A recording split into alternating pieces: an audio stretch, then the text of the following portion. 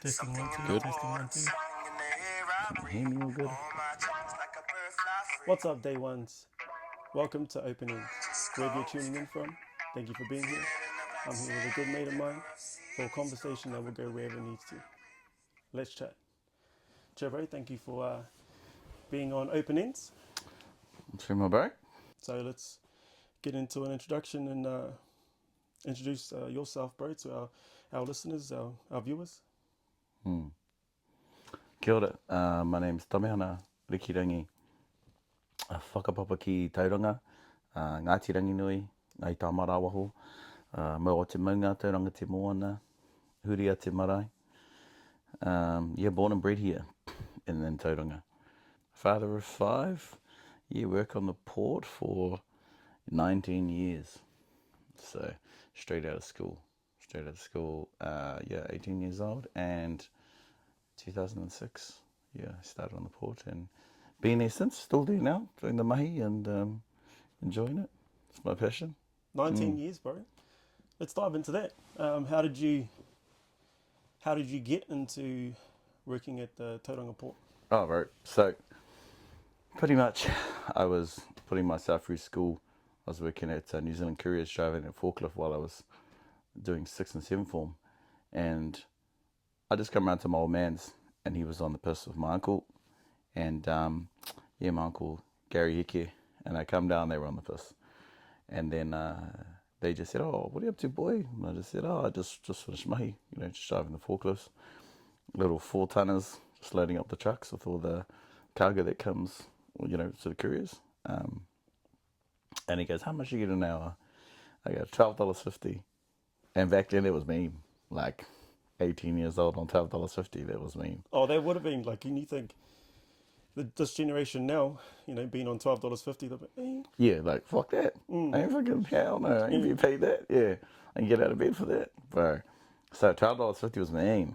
So then when he told me, "Boy, fuck that, come to the wharf, $15.50 starting rate," I was like, oh, $3 pay rise just to, and I go, "Oh, how big's the forklift there?" And it was like same size. 4-tonners, even smaller ones too, and all that stuff. And it's all in-house training. Don't need your license, for forklift and all that stuff. And I already had my OSH anyway, so that was me. Okay, sweet.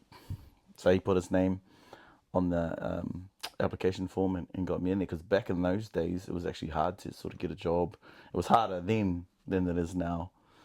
To get a job, you had to know somebody or be related to somebody. Now, way different. There's advertisements on the radio, on the internet, on the back of buses, yeah. on magnets on cars. Like, bro, it's hard out. They can't find enough workers there, But it was different times back then. So that's how I ended up on there. He got me in, wrote his name on it, started at ISO 2006, kiwi fruit season. So driving forklift now, what's your role look like now? 19 years. What position are you in now after 19 years? Funny thing was, so I joined up on the wharf. I didn't even end up in the forklift. True. I just know. So I just thought I was going to be in the forklift. I was like, nah, just ended up being a stevedore. So like stevedore is pretty much like the word for sort of like a port worker or a wharf worker. And we do everything, loading and unloading ships. I think that's pretty much what we do. Yeah, we drive forklifts here and there, but that's not really my job. I drive the machinery, so cranes, diggers, tractors, forklifts, loaders, nearly everything we got pretty much. Funny that I joined up with the forklift, and then that's probably the thing I drive the least. Yeah. Yeah. So after 19 years, were you always at the port, or did you ever take time off, or? So the only time I ever had off was when COVID came. So 2020. When COVID came and the government made it law that if you didn't get the jab, it was like the no jab, no job rule. Yes. Came on the wharf, and that came to when I was at ISL. So that came in, and me and I think 30 others, or 29, I think it was 30 of us all up, we all left. So we left ISL and went and did our own stuff. And that's when I took a break from the port, went and did landscaping.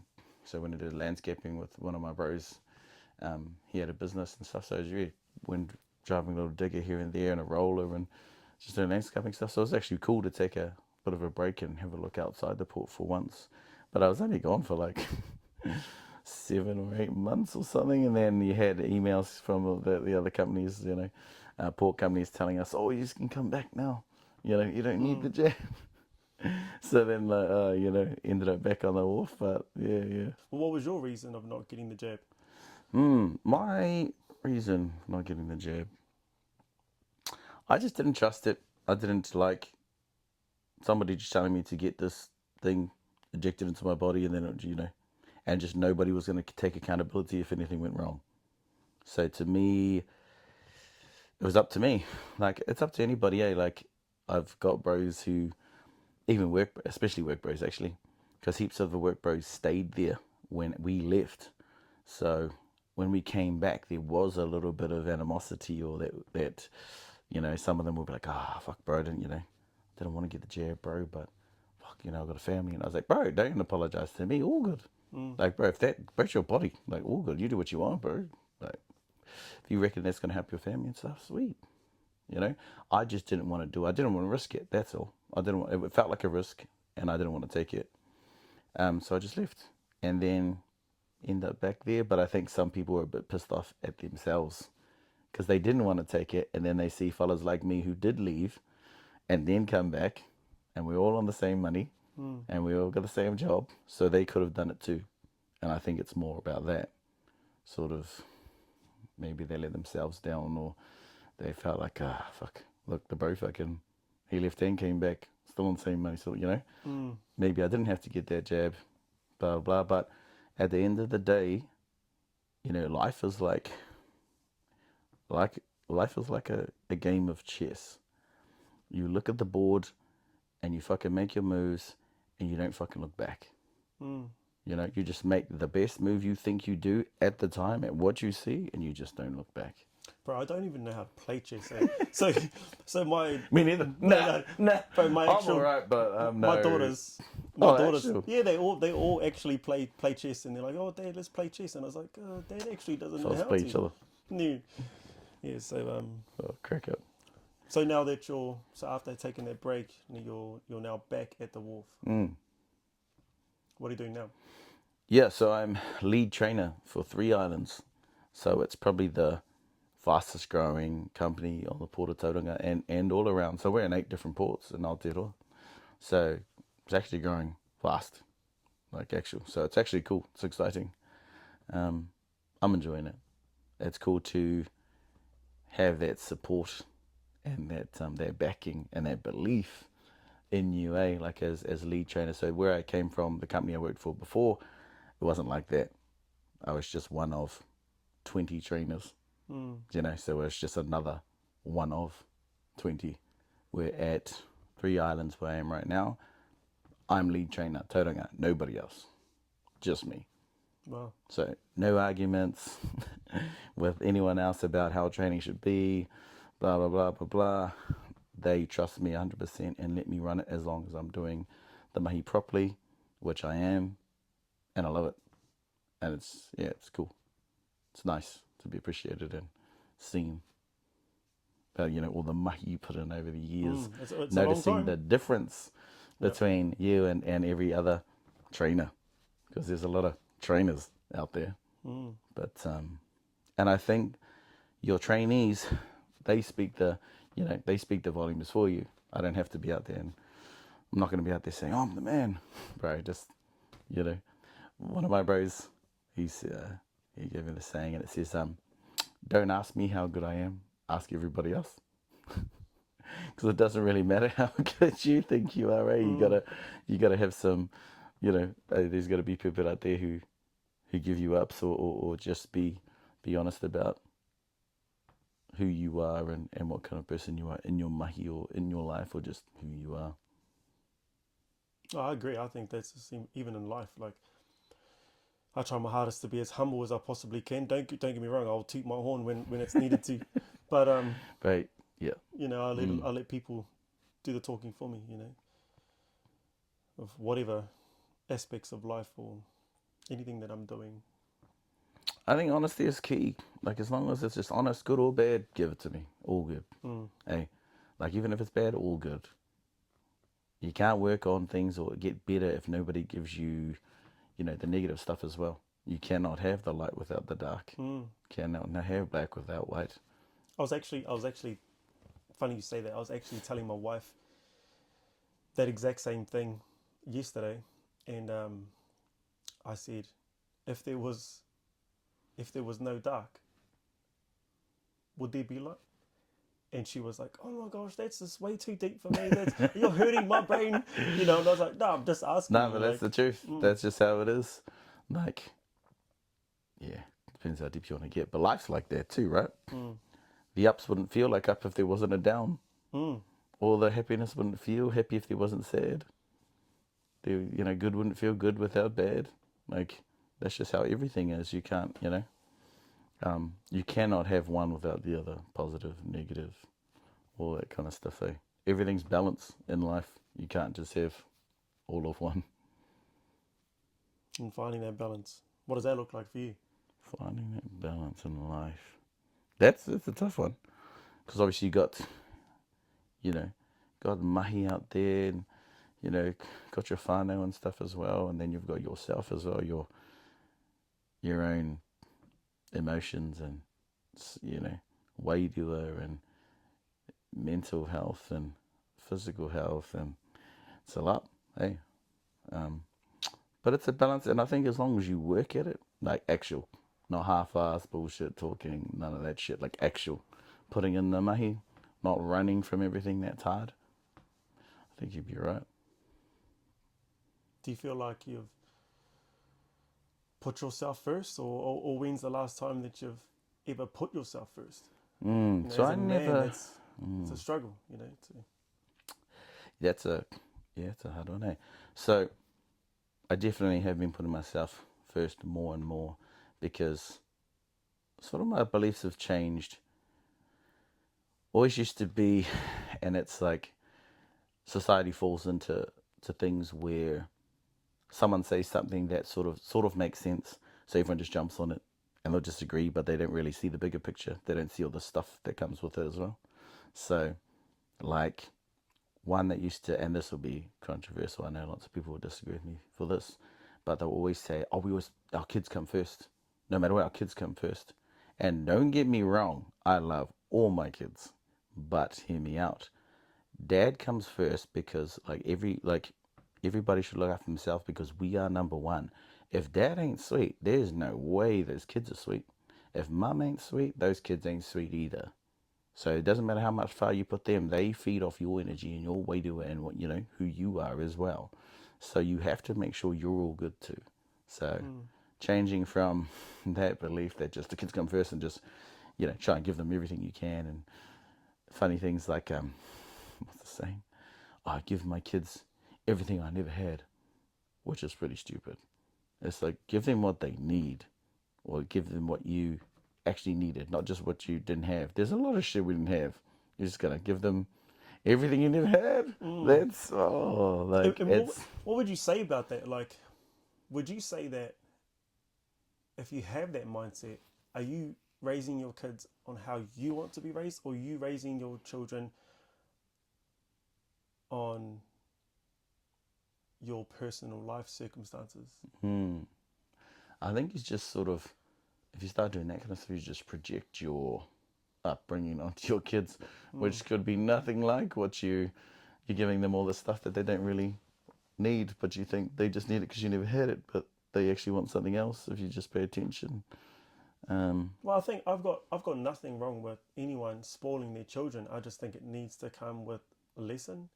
It needs to come with teaching. You know, you can't just give and then expect that child to grow up to an adult Full potential, when they're yeah. 18 and believe that everything just falls on a platter, because we know life does not work out like that. You know. Yeah. 100%. You know, it's something that I don't know. You know, there's no book out there that says how you should parent and what is the right way and what does that look like, you Oh know. yeah. But I guess as long as you're showing up, as long as you're showing up and giving it your best shot. But actual showing up, like there's a lot of half-assed parents out there who just like say but they don't. It's like actual showing up, like actually being there, actually having those hard conversations, actually giving those lessons, all that kind of stuff. If you never saw it, how do you know to do it? Yeah. You know. But I guess I do believe in though that you get to a point in your life, you know, a certain age where you're like, okay, there's no excuses now. You know, you can sit there and go, my childhood, but Yeah. there's a certain part in your life where you get there and you're like, okay, Accountability. yeah. Yep. So that's like we can't control our trauma, right? But we're 100% in control of our healing. So we can't control what happened to us as kids and all that kind of stuff and all the shit we went through and all the stuff we had to carry from our family or whatever when we were kids and all that. But our healing is 100% ours. So what we do with that is up to us, right? How you deal with that and how you pass that on or do not pass that on to your kids or let that flow into them and all that kind of stuff. That's 100% up to us. When you mention that word, trauma, what are you referring to for yourself? And you mentioned carry. What are you referring to? Trauma.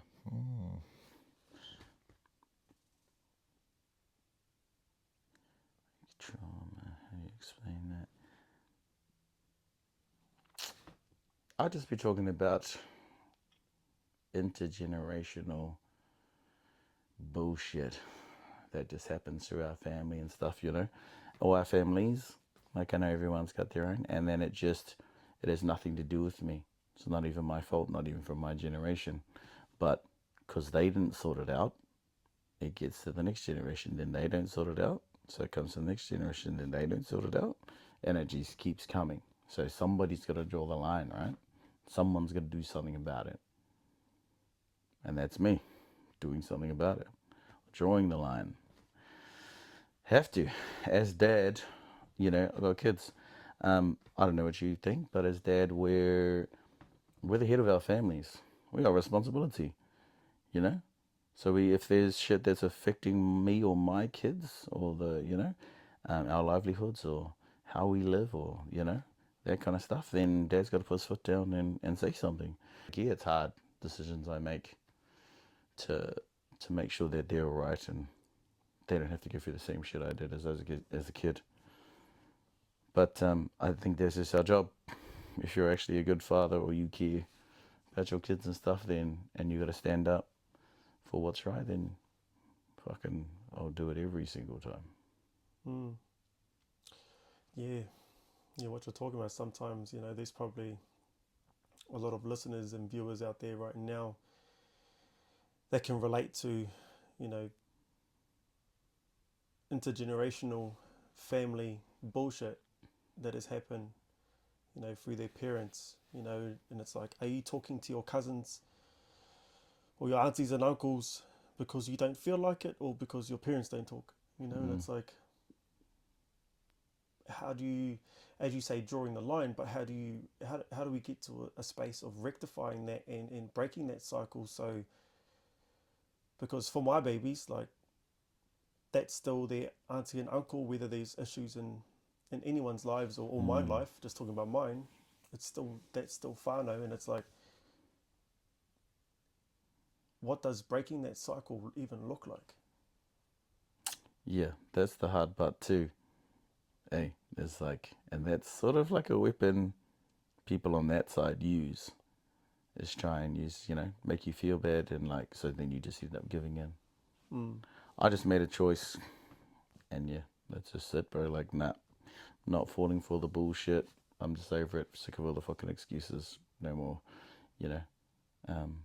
They can either step up like I am and be better so we can all be better, or yeah, I'm good. Tell us about your children. You got 5? What's their names? So Tamalia, she's my oldest daughter. She's 12.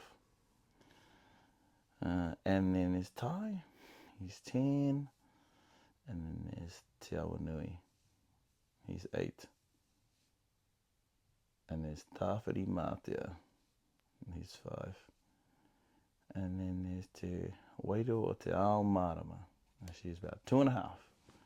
And yeah, kids, they love those kids. They crack me up. The one thing we all have in common is our sense of humor, even with all like their different attitudes and all that kind of like their individuality. Is the one thing that always cracks me up is our sense of humor is the same. We all laugh at the same stupid stuff, and yeah, it cracks me up. It's cool. That's like what you were just saying before about teaching your kids and instilling stuff into them, and that you're not going to be here forever. So I believe that too. So one of the biggest things that I teach my kids is I actually want their connection to be stronger than ours. Like, don't get me wrong, love my kids 100%, but I want them. I teach them that I want you fellas to be the closest, just all the kids, right? Because Dad's not going to be here forever. If anything, Dad should, if everything goes right, Dad should be gone first, and all the kids should be left behind. So, I want you fellas to build your fellas' relationship, and just help make sure that space is there. And they love each other so much. It's mean. It's mean to see. Yeah. Well, it is inevitable. One day we will leave.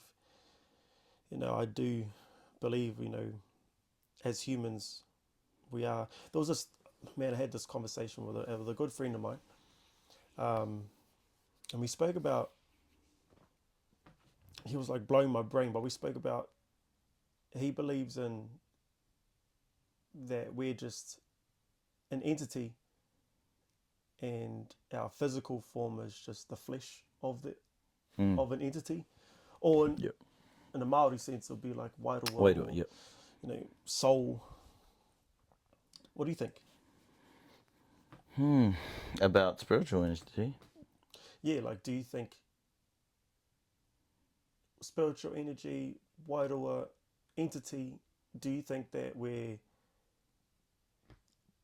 just the vessel that is, but the actual true part of us is our entity, our wairua? What do you think? I don't know. To me, this is probably just a me thing, but my wairua definitely feels like a separate person, but then the same person at the same time. So, I don't know what it. Like I said, I think it's just a me thing. When I look in the mirror, the person that looks back at me, to me, is my wairua. So that's why sometimes if you're not 100% or you're fucking avoiding shit or whatever it is, not taking accountability, and you look in the mirror and you fucking can't look yourself in the eyes, that's why, I reckon. You know how you look in the mirror and you like, there's a song from J.B. Cooper, and I think the words say, he's talking about looking in the mirror and he's avoiding his reflection, and it's a symptom of denial. That's what he's talking about, and it's sort of that hit home for me. It's like that. It's and then there's another saying. It's something like, I don't take advice from people who can't look themselves in the mirror. So I think it's sort of like that. For me, my wairua feels like he's that fella that's just checking up on me, making sure I'm fucking all good. Like that fucking, I guess, voice of reason or something. That's Well, they say conscience or something. Yeah. Or... So that's how it feels like to me. I'm not sure about me just being a vessel. Could be, I guess. Definitely like a team thing. Physical and wairua. I guess it depends how you feel about it or use it or... yeah. That's how I see it anyway. I definitely feel it. It's like two sides of the same coin. So heads and tails. Like it's like that. Do you feel like it's quieter than the actual you? Oh, your wairua? Or do you think it's louder? I think it's like silence in the background, but it definitely gets loud, like at times when you need to listen. Like, I don't know if anyone can relate to this that's listening, but yeah, Like it'll point things out, yeah, like hard out, not in like a actual hearing loud sound, but you can feel it or something. It just something pops up or. I definitely feel like it. It's louder when I remember speaking about. I heard from a podcaster, Rob Dial. What's he? The mindset Mindset mentor. mentor, yep. Amazing, and it's been an amazing journey going on self development for myself. But yeah, he spoke about the reticular activating system and that just tuning like right into the things that you're actually tuning into, and all of a sudden everything like that red car theory. Oh, yeah. Yeah, so all of a sudden you think of a red car driving past, and all these red cars come out of nowhere because your reticular activating system is just focusing on the red car, but genuinely those cars were always there. You just So, don't notice them. yeah, so I think But when you start looking for them, you find them. mm, Like positivity. mm. Hey. Or, well, your mind's like a magnet, so if you're looking through it, you'll find it. But it's the same as negativity. Do you If you believe keep in thinking vibration? negative, yeah, 100%. Yeah. Low frequency negative vibes, and then high frequency positive vibes. Yeah, that's definitely a thing. Yeah, no, me too. What is good vibration like when you do have good vibration? Let's say someone that you've never met before. What does that feel like? So, have you ever heard the term energy vampire? No. It's like somebody drains your energy. Say, if you know them or not, doesn't even matter. You just spend some time with them, and then when you leave, you're like, oh, you feel fucking tired. You feel like you just did a 12-hour shift in Mahi, Like you just like, what the fuck?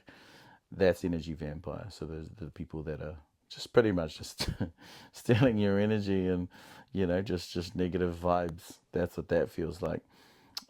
Positive vibes is like when you hang out with somebody and later on you feel refreshed, like you just had a fucking sleep or something. You just woke up, like you feel, you know, um, invigorating. You feel positive. You feel enlightened. You feel lighter. You feel, all that kind of stuff. So you definitely, and you'll start seeing that too if you open your eyes and actually see, like what kind of energy certain people are bringing to you or around you. So definitely frequency and vibes. What vibration do you think you vibrate or you generate and put out into the world? And if whatever vibration you do have, like who is Tame? Who is Tame? Hmm. If anyone that's listening right now, if you were to put out your vibration as well as who you are, who is that? Definitely high vibration, bro. I don't like negativity for too long. Like, honestly, it's heavy and it's draining. So if I stay, like, we joke around all the time because every time we laugh, I feel like it lifts that energy up a bit. So no matter what, even if we're having a serious discussion, I can't be serious for too long. Like, I'll have to have a laugh or something Yeah, to yeah, yeah. thing it up because, like, it's like negative energy is like down, Mm, down, mm. down, down, down. And it's like, fuck, if I don't have an up soon, like, I'm just gonna, I'm Yeah. gonna be like, oh, fuck. So yeah, definitely high frequency, I reckon. Positive as I can be, but not just like ridiculous, like not ridiculously positive, more like realistic. So like positive, like positive outlook on life is what I would do, but real too, like not faking shit, like just I am who I am 100%, and like and just yeah, love that positivity and high frequency stuff, and yeah, I don't know, yeah, just didn't do well with negativity for too long. It's too heavy and it just feels like it. So I'd rather be lighter and positive and share it. What goes around comes around, right? So like if you're out there and just putting out negative energy, that's what's coming back. That's just how the universe works. There's no way you can lead a positive life putting out negativity. So I try and put out positivity as much as I can, and it keeps coming back. Like it shows in my life and everything I do, and things that happen to me and for me and around me, and yeah, it's all good for good enough for me. Seems like it's all good. So you can say, choose your friends wisely, but I guess choose the vibrations you want around you wisely. yeah, just anybody, not even just your friends, just anybody in your life. Like you're the CEO of your life, right? So not everybody has to be your friend.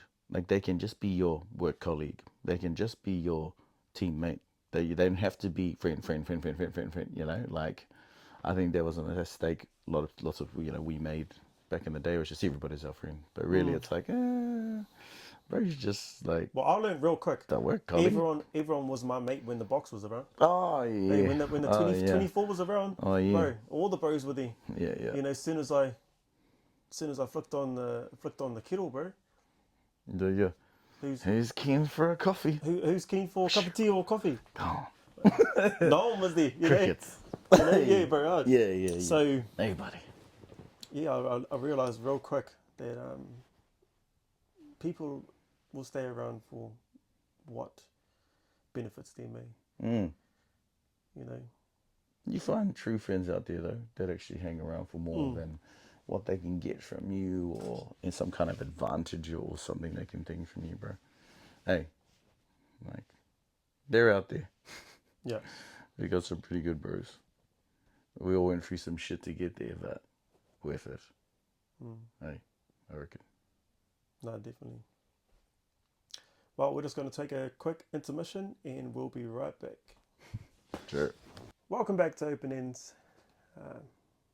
We're still here for a conversation that will go wherever it needs to. Again, thank you for tuning in. So, bro, just thought we'd have a quick intermission and get those get it in you and me. Shit. Should have had a shot, eh? Bit of liquid courage, my bro. Just a bit of liquid courage. So I see in the visuals, for if you're a listener, you can't actually see, but if you're a viewer, all these guitars here, bro, in the Whitehall Lounge, actually, Whitehall Lounge, it's right there, it's showing up there. This is your space here. Let's talk about that. What does that mean for you? So the Whitehall Lounge, so it's pretty much a music studio, or it's like a studio, but it's dedicated to mental health and music, because for me it goes hand in hand. You cannot have one without the other. So music, definitely helped me get through a lot of shit in my life, and it's only sort of like a new thing to me. So pretty much when COVID came, so I've always loved singing. I haven't always been good at singing, but I've always loved singing. I'm definitely better than I was, but guitar was my biggest excuse. Was no, I just didn't have the time. I'm like, I do 12-hour shifts on the wharf, which is true. We do like big shifts, but it was an excuse. And then when COVID came, no more excuses. All I had was time. I couldn't work, So I had all that time off. Everyone was stuck at home, couldn't go nowhere. Oh, what's the excuse now? Didn't have one. Had to. And then the bro gave me the guitar. Gave me a guitar and said, "Hey, bro, take this guitar, da-da-da." And I said, "Oh, whose is it?" And he said, "Oh, it was my bro's. He left it here 4 years ago. I don't think he's coming back for it. And the kids are just filling it up with toys. Like, can you just take it, bro?" And I was just like, "Yep, sweet." So yeah. So it's up on the wall now. It just sits up there, chilling. It's an ornament piece, but yeah, that was my first guitar. And then that was it. After that, started playing that, putting time into it. And one of my good bros, Brent, that I brought the footy off, he said to me, I told him that story, and he goes, "Did you know if you put something like 20 minutes a day into anything for a year, you'll be the top 10% of the world in that discipline, whatever it is?" And I was like, "Oh, yep." And I was like, fuck 20 minutes, I do 2 hours. So I did fucking 2 hours for over like a year and a half, nearly 2 years. Pretty much 2 years of fucking 2 hours a day. Just to get, just to get that mahi in there and just get it done. And like say some days I'd only do 1 hour, but I'd do fucking 3 hours the next or something like that. So I made sure it was fucking, I made up for the times that I missed. So, and the thing was, you're one of my musical bros, right? You fellas have been playing since kids. You know, your family, you know, they're musicians too. Your dad plays, your mum sings. I don't have any of that. I come from a family that is not musically talented. Like, there's no musicians in my family that I know of. I'm the only one. So it's like, coming from that was buzzy, but cool to feed off the bros. Like, I've got, we got a lot of musician bros now, which is cool. And definitely feeds the fire to keep pushing him because they're good. We got so many bros that are so good, in bands, all that kind of stuff, write music, produce songs. Far out the gate. But I love it. Just gives me like a steep learning curve, a challenge, and you need challenges in your life. Keep pushing you. You don't want this. If everything's easy, bro, fuck, no good. Hey, if just everything's easy for you, you need a challenge somewhere to keep you sharp. So that's it. I'm a big believer of. I think it's a biblical saying, but it's brother sharpens brother like iron sharpens iron. So if you stay sharp and I stay sharp and we stay sharp up against each other and keep each other sharp. So as long as you don't let me slip, I don't let you slip. Then we just keep each other pushing up, and like. If you're fucking sharp on the guitar, then it makes me want to be better. So then then I keep pushing. Then you see me getting better, so you keep pushing. Then all of a sudden we're just sharpening each other up without any other motivation, or we don't need nothing else. That's just all it is. It's just keeping each other sharp, but just not even just in music, just in life. In life, yeah. See the bro doing mean in life and just sorting his shit out and fucking looking after his family and fucking spending time with his kids and just fucking doing good at mahi and that's inspiring. Cutting back on the vape and cutting back on alcohol or just whatever it is, just all those things. Like that's me. I'm gonna do that. I'll do that or like something like that. Just keeping each other sharp and just checking in on each other too, making sure everybody, so bro, how you doing? And yeah. So I think in my life now, I think with the life experiences that I've had, I definitely have had a lot of yes men in my life, and I only need no men. That's all I need, because I only need no men. Yeah, that's all I need in my life. I can find anyone that will be keen to, yeah, bro, let's go do this. But who's gonna have enough balls to tell me when I'm fucking up, when I'm doing something wrong? Who's gonna pull me in line? For me, close bros like yourself, that's what I need. It's men, not around our circle, but just men in general, go out there and do the wrong thing, and their friends are with them, cheering them on. And it's. Don't do nothing. Is that sharpening the bro? Is that your bro? Is that your bro? Sharpening the bro? Yeah. Yeah, exactly. So music and mental health go hand in hand. What does that look like? What does your 1 hour, 2 hour practice look like, bro? So to answer your question about like what does it look like for 2 hours, it's honestly just how I feel in the moment. So like, what am I feeling like? How was my day? I don't know. I'll try and transpose my feelings, my waitua, my emotions, everything into the guitar. So just pouring it into there and then just seeing what comes out. And like most of the time, especially when guitar was new to me, let's just be surprised what comes out, because I don't know, right? And I'm purposely not learning properly, like going to classes and learning what every single chord was and all that kind of stuff and how to read music. I'm purposely avoiding that so I can actually use it more for mental health and all that kind of stuff, and using waidua and spiritual energy and just seeing what comes out. So when I say I did 2 hours, that's what I meant. I did 2 hours of that. Not sitting there, learning how to read music and Well, all I that can't kind of even read. stuff. You know, Yeah, I can't read nah, me music. neither. But that's what I did. It was more like that, and then seeing what came out of it instead, rather than practicing stuff by the book or studying stuff. More like feeling it, seeing what comes out, finding my sound, and then doing something with that. So would you say music is a hobby or is it an outlet? Oh, it's not a hobby. No, it is 100% an outlet, and it's music. Depends. Not just music. Guitar to me is something on its own. So like, the thing I love about guitar is like it's like if I have a guitar, like if I have my guitar and it's just me and there's no one else around, that's fucking all good to me. Cause like at the same time as I'm alone, I'm not alone. So like I'm by myself, but I'm not by Yes. myself. So like I've got the whole fucking world to myself, but I'm not lonely. So that's what it is to me. So it's healing. It's thinking. It's processing. It's pondering. It's sorting out emotion. It's emotional stability, and it's a lot of things, eh? I Like think so, it's not just music itself. It's something about the guitar for me.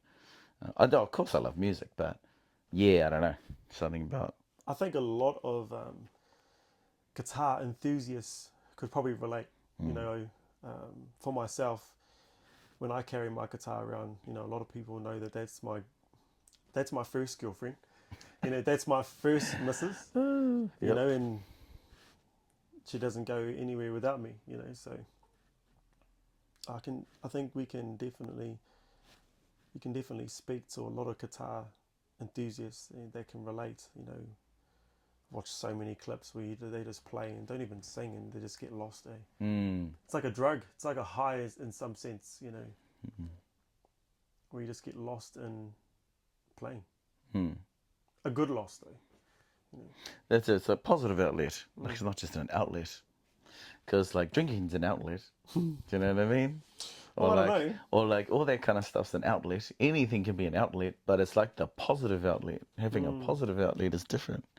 That's what starts changing your life into positive ways. And hey, is actually having a positive outlet, not just an outlet, because that could be anything. I think it's important to have an outlet too, because Positive outlet. yeah, Oh, just any outlet. well, All good. I know firsthand what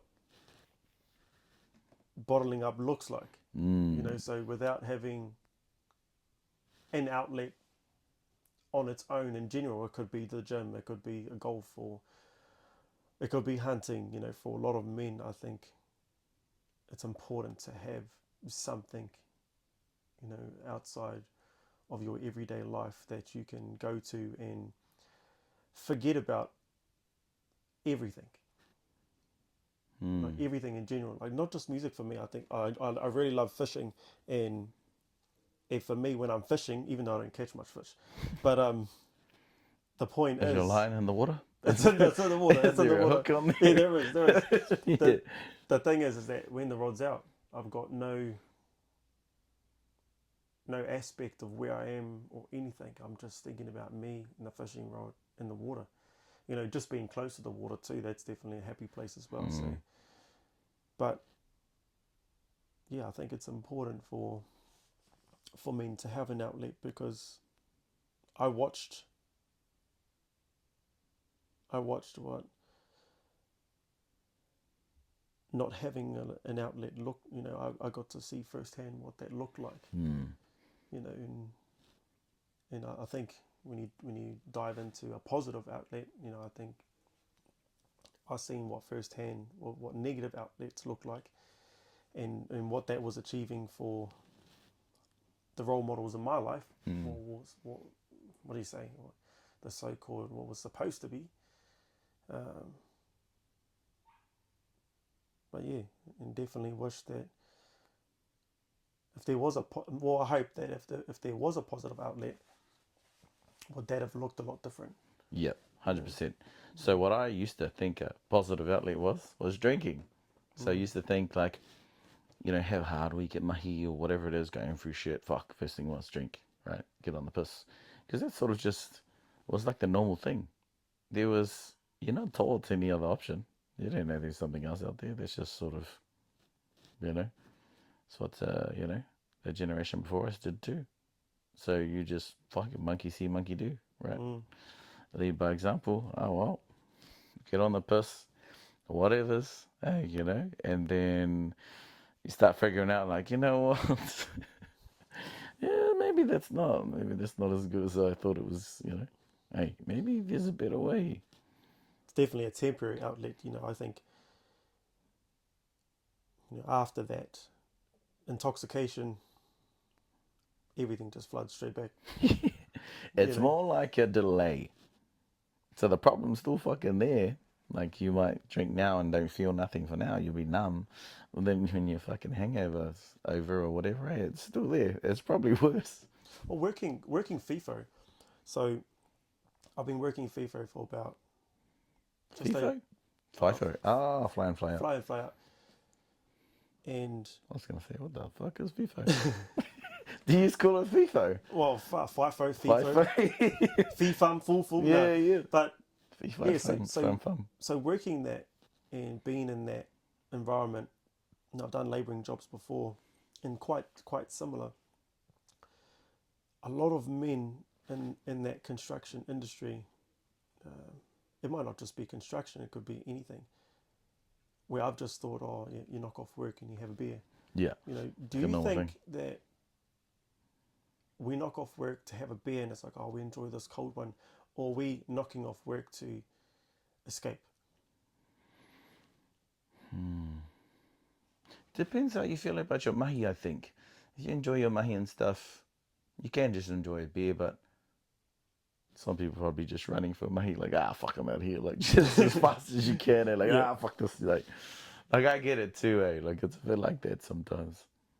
I think it's a mixture of both, Yeah, mixture. Yeah, it just depends how you feel about your mahi and what your drinking habits are like, and how you deal with stress or life, or if you have a better positive outlet or not.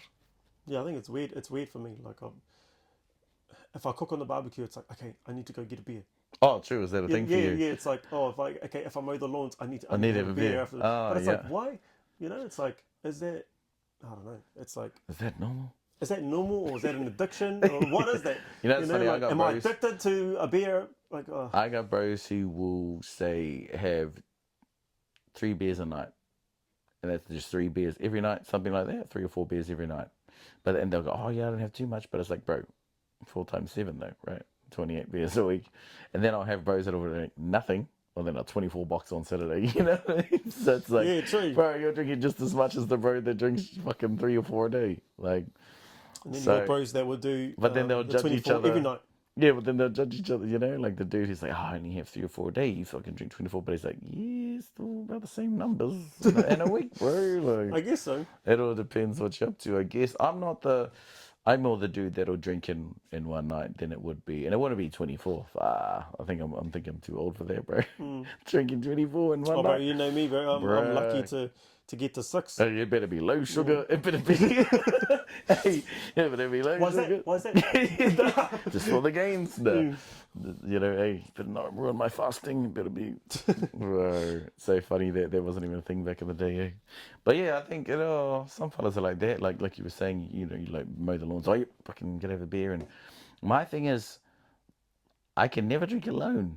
So even if I do the lawns or whatever, I won't have a beer. There's like beers in there and whatever, and it's more like if you like the boys come around or something, I'll have a beer with someone and enjoy that moment and all that. But I'm not a big drinker by myself. I do have bros who like you that when they cook they just like to have a beer while they're cooking, especially barbecue stuff. But obviously I don't really cook barbecues and stuff. So like, hey, I'll cook a boil up or a hangi or something. But yeah. I think maybe that's why. Can't go wrong with a boiler. But my thing too is because I don't drink when I eat. I will eat then drink, but I won't eat and drink together. I don't know. It's just it's probably just a me thing.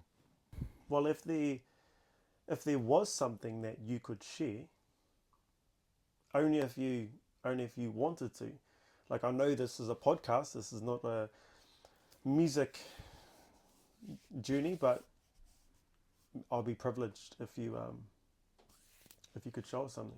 Oh, play guitar. Oh yeah.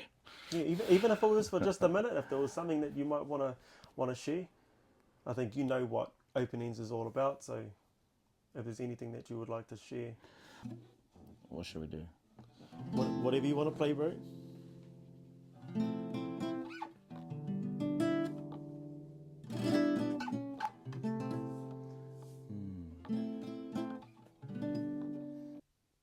So this is a song I wrote about 2 years ago called Crossroads.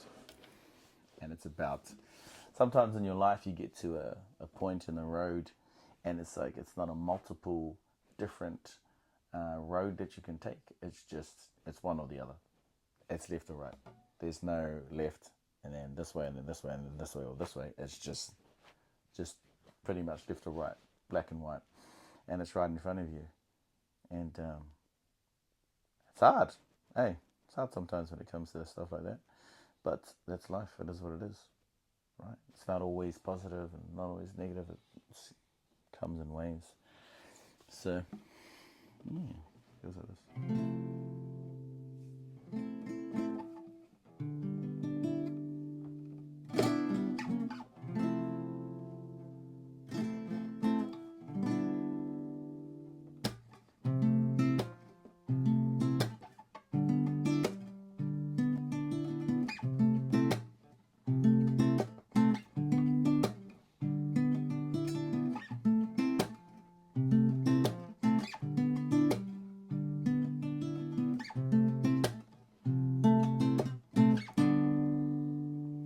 Once again at crossroads, which way do I go?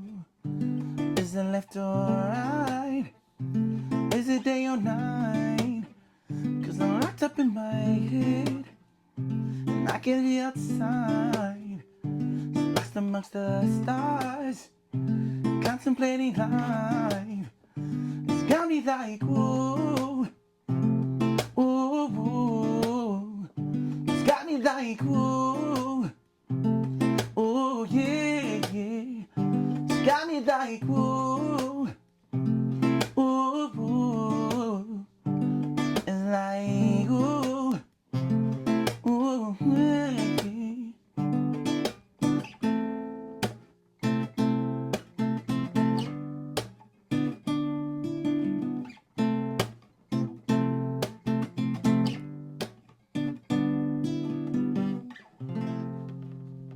Oh, thank you, bro. Something like that. Appreciate that, bro. That was beautiful. Yeah. If you want to go and find tamariki, search tamariki on TikTok. Something like that. Yeah. No, beautiful, bro. So good. So what was that song called? Crossroads. Yeah. So yeah, just in that, when you get that point in your life, and can't run from it. It's pretty much, it's this or this. It's just sort of about that kind of stuff. Things are songs too, if you notice, like it's not a full song. But the way I write songs is I just write it in that moment and everything that flows with it. I just let it go. And then if it things off or it just finishes, it is what it is. I think one day I'll be able to pick it up and then continue when I get to a certain part of my life or certain level or something where I can add to it. So I just let it flow. I don't try and force writing more to make it finished. I just leave it the way it is. I have songs that are full finished, and some of them like I fucking wrote in 30 minutes. You know what I mean? And then some took hours, and then some are still half or whatever. I think that's just how it is as musicians. Well, for me it is. It's cool though. It's I think it's like, it's all good. Well, open ends. It's like keeping a conversation open-ended. An open-ended conversation. So just keeping that open, and it can be finished another day. When you say crossroads, do you think that you're on the road that you want to be on, should be on, need to be on? I think it's a choice. I think it's like, I don't know, it depends what you believe in. The universe. The universe or your wairua or your tipuna, your ancestors, or it could be anything. Just like putting like something in front of you to see what you're going to do. So pretty much like I don't know, could be, say, something, you want something in your life, and they're like, oh, yep, well, then, you need to either pass this test, or you got to be ready for this, or you got to be strong enough for it, and they'll put something in your way for you to make sure you're ready for what you ask for, or, could be something like that. I definitely believe some things happen for a reason. I don't know if everything happens for a reason, but definitely I leave a lot to the universe, which is freaky. Like it's actually scary, but that is what it is, to be honest. Like accountability and karma and all that kind of stuff. As long as, like I say, if you're an actual good person and you try and put positivity and love out there in the world, surely it comes back. Like, well, asking yourself that question, if the cameras were rolling on Tame from last week, for let's say a week ago from today, would you be proud? I'd be all good. I could face it. Like, I'm not perfect. 100% I'm not perfect. But I'm 100% me. Like 100% me. And that's enough to be proud about. For me.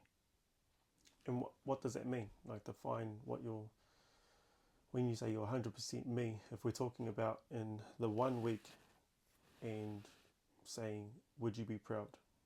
What does that mean? Means living up to my word. My word means a lot to me. Means a lot to my bros and my people who know me. So living up to it. If I say I'm going to do something, if I can do it, make sure everybody that I care about is okay, is fed, all that kind of stuff. If they need help, I'm there. I'm not one of those surface level dudes who's like, oh yeah, bro, just text me up. Like, if I say it, I mean it. Hey, if you need me, you know where I am. Built this place not just for me, built it for, the bros who need it as well. So as long as I live up to that, I think I'm all good. I don't have to be perfect. As long as I'm being true to myself and doing good and putting good out there in the world, positivity and love and all that, good enough for me.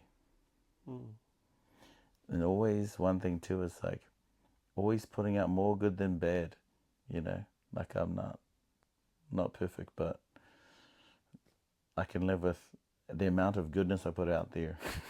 Definitely trumps the bad, eh? And that's good enough for me. If you were able to sit down with your 16-year-old self, 16, damn, that was a while ago. there's two things that you want to say to him. What's something that you could say to him to help him in his life? 16. Still in school. Moved out of home when I was 16. What do I say now?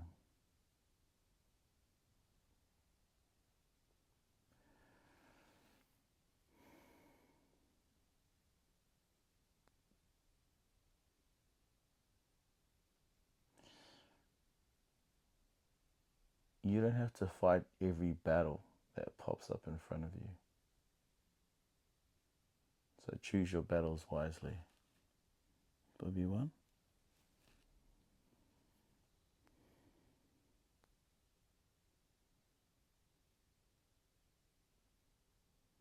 And learn to regulate your emotions so you can see and think clearly. And I'd explain about when you say you've got a pot of water on the stove and you're boiling it and it hits boiling. What does that look like when you look in the water? It's like bubbling. Yep. Can't see through it, right? No. It's boiling hot. But when you turn it off and it cools down, you can see the bottom of the pot. right through. clear. So it's like trying to learn that when you're angry and all that kind of stuff and everything's hot, you can't see, right? Because it's fucking boiling. So much fucking bubbles and everything going through. You can't see clearly because it's too hot, too angry. Once it calms down and you cool off, you can see clearly. So it's like I would explain that metaphor with talking about emotional regulation and how important it is. Because that would help me avoid so much drama and bullshit and stupid shit I got into just because of emotions and just because of not being able to regulate my own emotions and just blowing up and like stupid shit and just all that kind of stuff. It would have saved me a lot of whole of time and dramas and money. Yeah, just those two, probably. No, beautiful, bro. No, I think even for myself, I think that even just saying picking your battles, oh, bro, I'm not a confrontational person, but if you come at me, I'm king. You know, I'm like, you know, it's like that thing that I always say. Like, I choose to be who I am. You know, I choose to try my best to be kind. Hey, I don't get it right all the time, but that cunt jacket, he stays hung up in that wardrobe. And he's ready, and he's that cunt jacket, that arsehole or whatever that we can become. That stays hung up in my wardrobe. I choose not to wear that. It does not mean that you can come in here and try and throw your hand around and I won't grab that jacket and put it on. You know, so, but learning how to choose my battles, I don't know, I think I'm still on that journey too. Learning how to regulate. I could probably speak for a lot of men that are probably tuning in and listening. You know, we're still trying to figure what that looks like too. How can you self-regulate your emotions and feelings? You know, I believe including anger. I think anger needs, you know, you need anger without being happy. You know, I guess everything has an opposite, like we said earlier. But what does that look like? How do you release that in a safe manner, safe space, safe environment, so it doesn't, as you say, boil over in your home? Yeah. Well, that's the thing too. If you don't regulate your emotions and stuff, it usually just, and like you were saying, you just bottle it up. You're just gonna bottle it up, and then it always blows up at the stupidest time, at the worst time. So it'll be at someone's tangi, you know, it'll be at a fucking birthday, it'll be at a wedding, it'll be something like that where like obviously you drink a bit or something and you're in those emotions and then fucking just everything comes out. Where if you regulated it better or had a more positive outlet, then you wouldn't have to bottle it all up, you know, and it wouldn't blow up like that. For any viewer or listener, what is some advice you can give to men out there that are listening into Open Ends about having an outlet or a release? You know, how to regulate. You know, because I'm sure that a lot of men out there can relate to having these built up emotions and releasing them in the not so right way or the wrong environment. What's some advice you can give to anyone out there? And I think a huge thing, and I'm still learning this too, accountability is so huge. So huge. If you can master accountability, far out, I reckon you master life. So, for example, what can I use? So, say, what should use this fantail? So, like, if you look at this fantail, right? You look at it like that. So, what does that look like? Fantail. What does it look like now? Right? Then what does it look like now? And then what does it look like now? It changes, right? It all looks different depending what angle you look at it. But it's the same thing. You're looking at exactly the same thing. So say like the same problem. This is one problem. You look at it like this, like this, like this, like this. It looks like it could be anything from different angles. It only looks like a fantail at this angle. When you like look at other, angles, it changes. So I think one of my superpowers is I can look at a lot of things at a different angle. That mixed with accountability, like taking accountability. Say if, say my guitar, say like we're having some drinks or something, and I can see you're fucking drunk, and you're like, bro, just go on your guitar, bro, and I'm just like, yeah, fuck, all good, bro, and then you break it, and then I'm like, oh fuck, you broke my guitar, bro. I knew the way I would look at it was like, oh, actually, I knew you were drunk. I didn't want to give it to you. You fucking broke it, but I gave it to you. Accountability actually falls on me. How I would look at it, So it's in like when you start blaming yourself for everything, all of a sudden things aren't so bad. Like it was my guitar. I gave it to you. I knew you were drunk. That's my fault. So like even you apologizing with that, like I don't even need it. Like I'd just put that straight on me and go, next time don't give it to the drunk fella. Like it could be, anything like that. Anything can be accountability.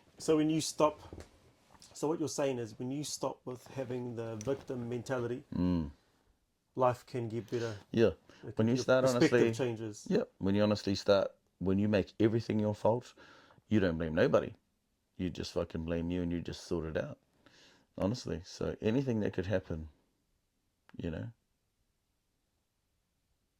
could use it for anything. Mm. And So that's what I accountability, you do. would say. Accountability is huge. Fuck, it's huge. So if you find yourself out there right now blaming everyone else, look to yourself. Pretty much. You could be, honestly, you have a hand in everything in your life. Like you're the CEO of your life, right? Everything that happens in it, you got a part of it. So you can't just blame everybody else. You got to take accountability I listened somewhere. to this. I listened to this thing, and it actually really stuck with me. And if this pod was actually Rob Dial again, Right. if he didn't say it like this, I actually probably wouldn't have resignated. But he said it so ruthless, and that's why it sort of like booted my ass really. And he said, "There's so many people out there in the world saying, when's my life gonna change? When's my life gonna change?" And my answer to that is, when you fucking change. Yeah. And yeah, that's it, eh? and when I was listening to that, it just hit me, and to be honest, if he said it won't change until you change, it probably wouldn't have Nah. connected with me. Nah. But yeah, it's too soft. I don't know Eh? if that's because it's my culture or anything, or just how I am as a man. But I think you just need that fucking honesty, eh? yeah, Just that when you fucking change, you're like, oh, yeah. and then but after that, it made me look within, look within my life and go, okay, you want to get to A to B, but you don't want to get rid of A. You don't want to lose A, but you're trying to get to B, but you want to take A with you. And I think, because I'm never going to claim that I've got it figured out, but I'm still in the battle of trying to let go of A to achieve B. I'm still in that process. But at least you're in the process. At least you're there. If you're still in denial and that, like, no, I can have A and B, then that's, that's when you're like, oh, bro, you're not even there yet, You got to at least realize, there's levels to everything, eh? Well, what is the best advice you've ever been given that you've held on to, whether you've been given it or you've seen? What's something that you've been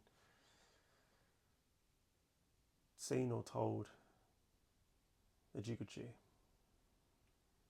Best advice. It was something like,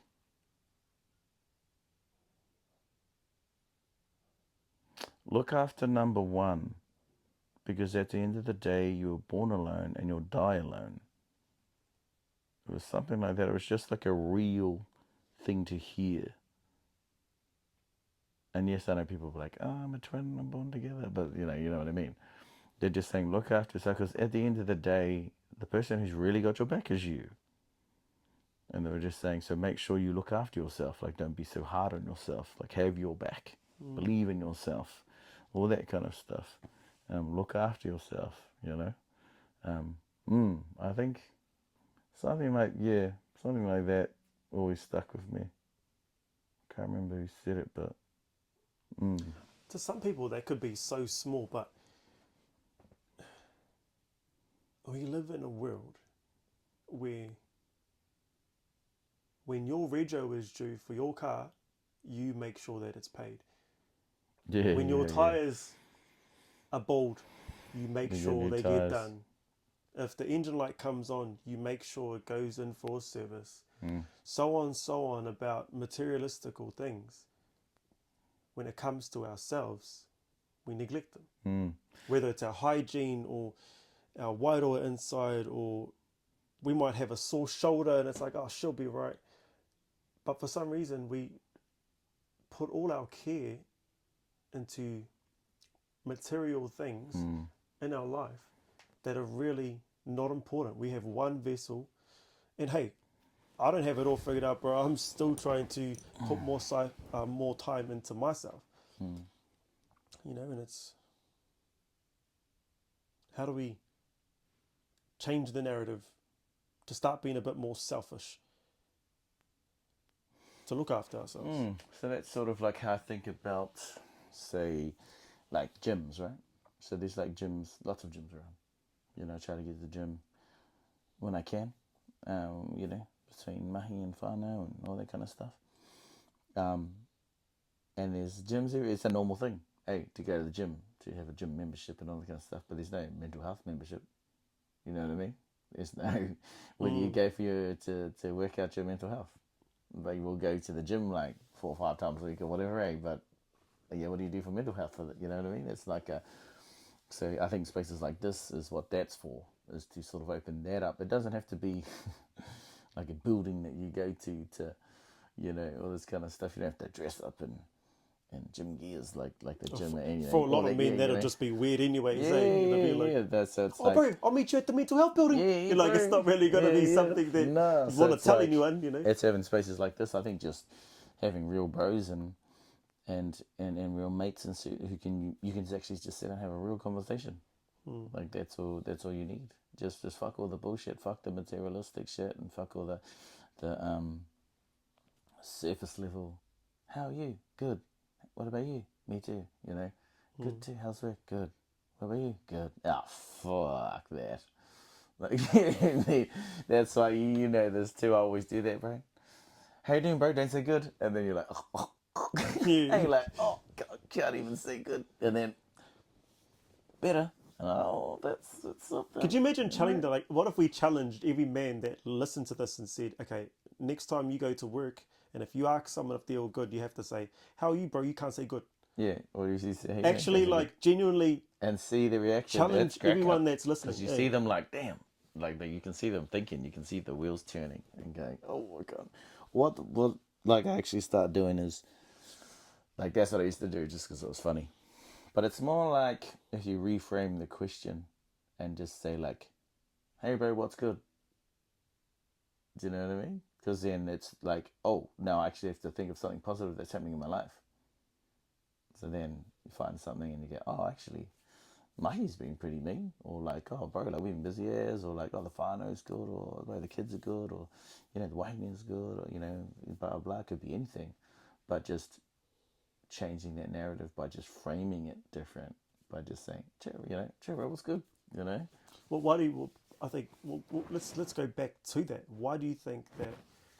Because I know men that have gone around and said, "Oh, you're all good," and then all of a sudden, bro, 6 hours into a shift, they're coming up to me and telling me exactly what happened in the morning or that night. You know, and it's but to everyone else, you know, when they came in, it was like, "Oh, all good." Yeah, right. You know? The bro's been arguing with his wife till 3 o'clock in the morning, and then turned up at 5 o'clock saying, "Oh, I'm all good, all happy." And then 6 hours in the shift, I'm hearing what's the real story. I think the masks that you wear, or like the things that you wear, only last so long. You know what I mean? Like if you're just truly who you are, you don't have to wear a mask, and you can just let it out from the beginning. You don't have to wear the mask for 6 hours and go, oh fuck that mask, and then just tell the truth. Hey, like I don't know. I think it's a lot of that. I think men, society bullshit. We're supposed to be tough and no emotions and fuck that. So like, people try and keep that act up and, No, I'm tough, I feel nothing. And then, well, obviously when everything sort of calms down or no one's around, then all of a sudden, oh, you're actually very far out, I think that's a part of it, I guess. Just gotta try and act tough or whatever, in front of whoever's around, I guess. Well, what keeps you motivated in life? My kids is a big one. Hard out. My kids is probably my biggest motivation. And just myself, honestly. Just wanting to do good, be good, do the best, see what I can do, see where my limits lie, see if I can push them, all that kind of stuff, and just try and build a future for my kids, just all that stuff.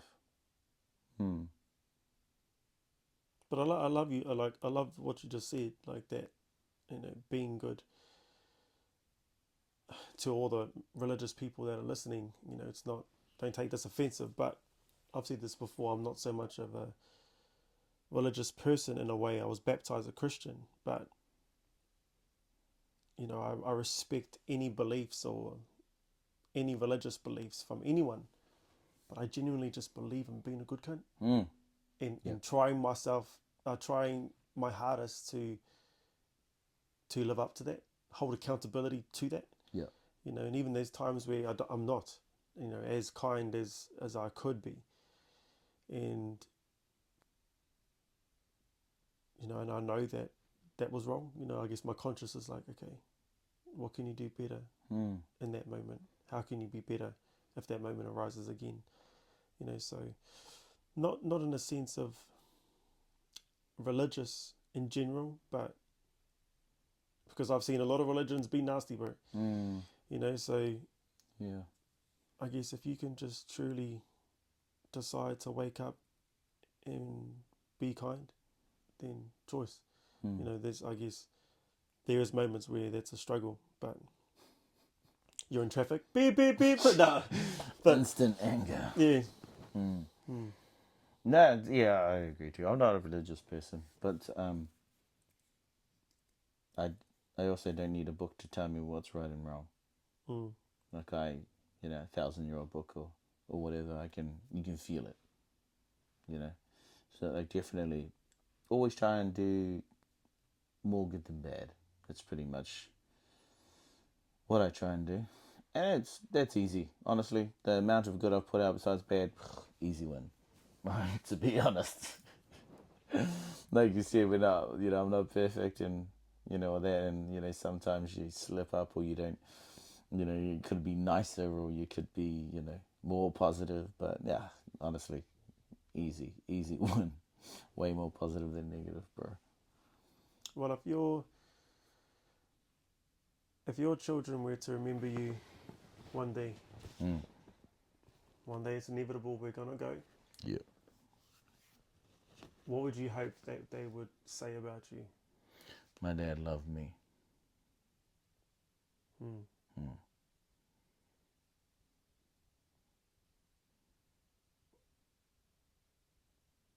That'd be the biggest one. My dad loved me, like no doubt. That'd be enough for me. Then there's all the other ones, obviously, like my dad taught me this and instilled this in me, and he was proud of me, and he all that kind of thing. But that's the biggest thing. As long as my kids know I love them, that's enough for me. Oh, that's mean, bro. Well, here on Open Ends, there's no big wrap up, no tidy endings. We leave the door open for the next thought, the next story, the next conversation. This is Open Ends. No pressure, just space. Thank you, bro. All good. Shut, bro. No, bro. And that's pretty much it. Yeah, I've got it done, bro. Yeah.